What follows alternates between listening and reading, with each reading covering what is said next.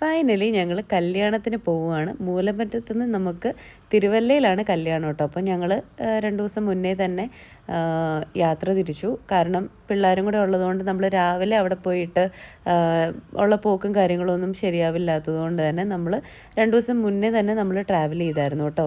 മൂലമറ്റത്ത് നിന്ന് നമ്മൾ മാവേലിക്കരയിലാണ് സ്റ്റേ ചെയ്തത്. അപ്പോൾ അവിടെ വെച്ചിട്ട് കറക്റ്റായിട്ട് കമന്ന് വീണു കേട്ടോ.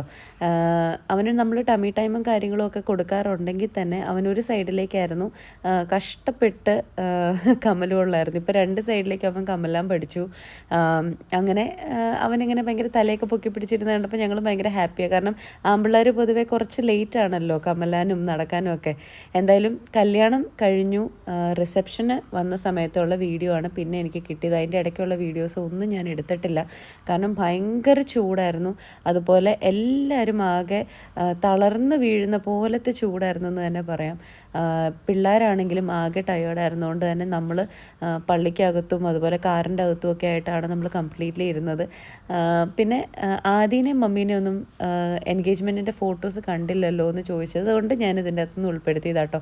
പിന്നെ ബാക്കിയുള്ള ഫോട്ടോസൊക്കെ ഞാനിവിടെ ആഡ് ചെയ്യുന്നുണ്ട്. അപ്പം കല്യാണത്തിൻ്റെ സമയത്ത് നമ്മളെടുത്ത കുറച്ച് ഫോട്ടോസും കാര്യങ്ങളൊക്കെയാണ് നിങ്ങളിപ്പോൾ കണ്ടുകൊണ്ടിരിക്കുന്നത്. ഇതിൻ്റെ കൂടുതൽ വീഡിയോസോ ഒന്നും എൻ്റെ കയ്യിലില്ല. അപ്പം കല്യാണമൊക്കെ കഴിഞ്ഞ് എല്ലാവരും നല്ല ഹാപ്പി ആയിട്ട് പിരിഞ്ഞു.